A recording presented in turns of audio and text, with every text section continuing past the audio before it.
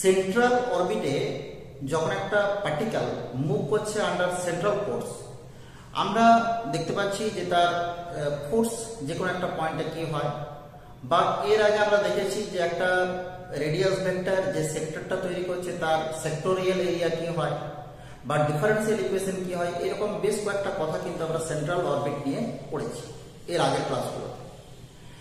এবার আমরা দেখবো আমাদের সামনে আরো কয়েকটা ইম্পর্টেন্ট কথা আসবে। একটা তার মধ্যে প্রথমে ইম্পর্টেন্ট হচ্ছে কি যে moment of momentum or angular momentum of the particle in central orbit. Okay, বা এটা আমরা পাবো যে সেন্ট্রাল অরবিটে যখন একটা পার্টিকেল মুভ করছে তখন তার ভেলোসিটি, যে কোনো একটা পয়েন্টে ভেলোসিটির এক্সপ্রেশন কি। তো আমরা দেখো এখানে ভেলোসিটির এক্সপ্রেশন করবো, দুটো ভেলোসিটির এক্সপ্রেশন পেয়েছি, একটা হচ্ছে vt equal to h and একটা হচ্ছে v square, this is equal to h square into q square plus du d theta whole square। আমরা এই কটা কথা এই ক্লাসে একের পর এক ডিসকাস করছি। দেখো একটু কনসেন্ট্রেশন দিয়ে ব্যাপারটা দেখতে হবে, খুব ইজি ব্যাপার, এগুলো প্রত্যেকটা কথাই আমাদের মাথায় সুন্দর করে চলে আসবে। আমরা প্রথমেই দেখবো যে একটা পার্টিকেল যখন সেন্ট্রাল অরবিটে মুভ করছে, এটা হচ্ছে ইনিশিয়াল লাইন, এটা হচ্ছে সেন্টার অফ ফোর্স। পার্টিকেলটা কি করছে না, পার্টিকেলটা মুভ করছে এটা সেন্ট্রাল ফোর্সের আন্ডারে বা সেন্ট্রাল অরবিটে। আমরা ধরে নিচ্ছি পার্টিকেলটার পজিশন হচ্ছে এই মুহূর্তে p B the position of the particle. তো আমরা জানি যে পার্টিকেলের ভেলোসিটি কিন্তু যে কোনো পাথ বরাবরই মুভ করুক, ভেলোসিটি কিন্তু সবসময় কি হয় না ট্যানজেন্ট ওয়াইজ কাজ করে। This is velocity v।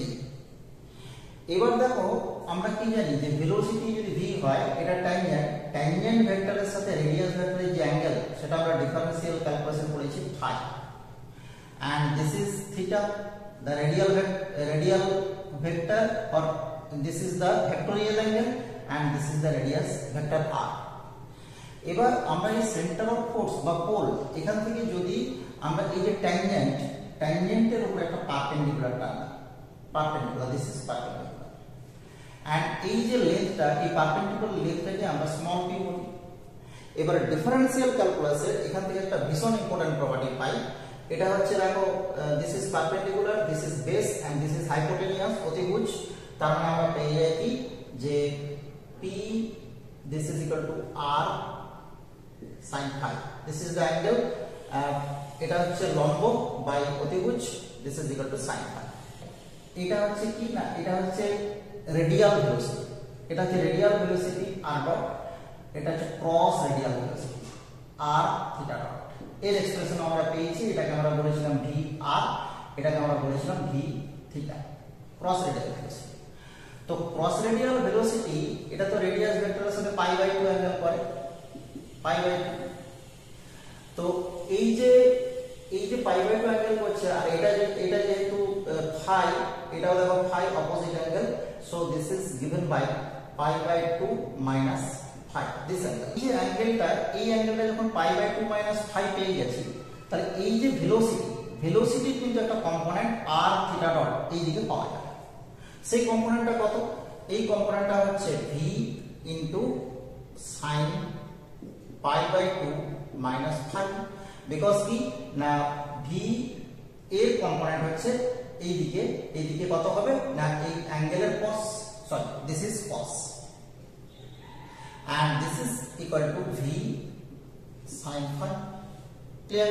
তো এই যে v sin phi, which is v sin phi, v sin phi is nothing but v theta। why v theta? because দেখো এখানে দু রকমের ভেলোসিটি আছে, একটা হচ্ছে vr আছে, একটা হচ্ছে v theta আছে, আর এই দুটো নিয়ে তৈরি হয়েছে v। তো আমরা বুঝতেই পারছি যে এই vr এর কোনো কম্পোনেন্ট v theta দিকে থাকবে না, বিকজ কি না vr and v theta are perpendicular to each other। Component করতে গেলে cos pi by 2 means 0। So v theta এর দিকের যে কম্পোনেন্ট সেটা কেবলমাত্র v এর কম্পোনেন্টটা পাবো, this is v into cos pi by 2 minus phi, আমরা পেয়ে গেছি। এবার দেখো এই যে ডিফারেন্সিয়াল ক্যালকুলাসের যে রেজাল্ট, এই রেজাল্টটাকে যদি আমরা একটা কাজে লাগাই, আমরা কি পেয়ে যাব, এটাকে আমরা প্রথমে লিখে নিই r থিটা ডট, ক্লিয়ার।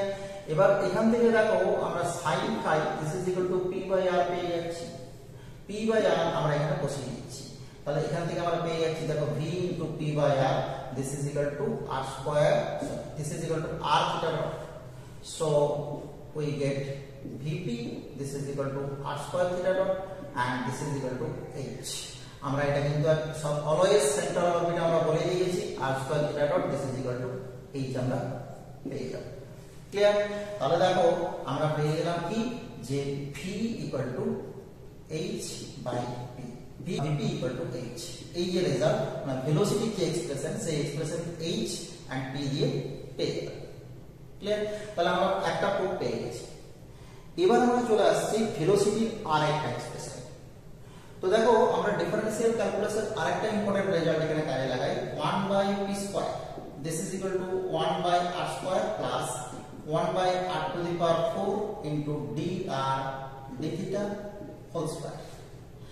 এবার সেন্ট্রাল অরবিটের আরেকটা নোটেশন হচ্ছে r equal to 1 by u, so u equal to 1 by r, that is we get this is u square plus u to the power 4 and dr d theta means 1 by u square du d theta। আমরা এখানে proof করে নিচ্ছি, minus 1 by u square du d theta whole square, so u square plus u to the power 4, u to the power 4 cancel হয়ে যাচ্ছে, আমরা পেয়ে যাচ্ছি du d theta whole square। and এবার দেখো আমরা যদি বোথ সাইডে h স্কয়ার মাল্টিপ্লাই করি h স্কয়ার, তাহলে আমরা পেয়ে যাচ্ছি h square by p square, this is equal to h square into u square plus du d theta whole square, and this is equal to h by p, আমরা এখান থেকে পেয়ে যাচ্ছি v square, this is equal to h square by p square, so this relation gives velocity square। So another expression of velocity is given by v square, this is equal to h square into u square plus du d theta whole square, this is the another expression of velocity। ওকে, তাহলে দেখো ভেলোসিটির কিন্তু দুটো expression central অরবিটে আমরা পেয়ে গেলাম, যে কোনো একটা পার্টিকেলের, একটা হচ্ছে Vp equal to h আর একটা হচ্ছে v square equal to this। এবার আমরা চলে আসবো কি, এবার আমরা চলে আসবো moment of momentum or angular momentum. তো আমরা যদি লক্ষ্য করি ভেলোসিটি আমরা পেয়ে গেছি, ভেলোসিটিকে যদি মাস দিয়ে প্রোডাক্ট করি, এটাকে আমরা জানি, এটাকে আমরা লিনিয়ার মোমেন্টাম বলি, লিনিয়ার মোমেন্টাম, বা এটাকে সিম্পল মোমেন্টামও বলা হয়, momentum and this is mv। Clear? তো এই যে মোমেন্টাম mv, এটাকে যখন সেন্টার অফ ফোর্স থেকে এই যে ভেলোসিটি যে ভেক্টর তার যে ডিসটেন্স p, এটা দিয়ে যখন প্রোডাক্ট করব, তখন আমরা কি বলবো, তখন আমরা বলবো যে সেই মোমেন্টামের আর এবার মোমেন্ট নেওয়া হচ্ছে about the origin or about the center of force, this is said to be moment of momentum or angular momentum। তাহলে অ্যাঙ্গুলার মোমেন্টাম কি হবে, অ্যাঙ্গুলার মোমেন্টাম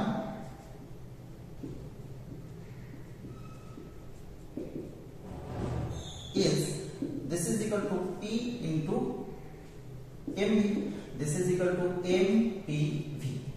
ক্লিয়ার? তো এখানে দেখো আমরা কিন্তু অলরেডি প্রুফ করেছি যে vp this is equal to h, এই যে প্রুফটা করেছি vp this is equal to h, so vp this is equal to h যদি বসিয়ে দিই তাহলে mh, এখানে দেখো m mass this is constant and h this is also constant, and so the angular momentum or momentum is also constant in central orbit। এবার এখান থেকে আমরা কিন্তু দেখো এই কথাটাও আনতে পারি যে h this is equal to কি, h হচ্ছে angular momentum by mass, and this is also a significance of h in central orbit। বোঝা গেল? বাস, তাহলে h কিন্তু একটা ইম্পর্টেন্ট রোল প্লে করে যাচ্ছে, আমরা দেখতে পাচ্ছি সেন্ট্রাল অরবিটের প্রত্যেকটা জায়গায়।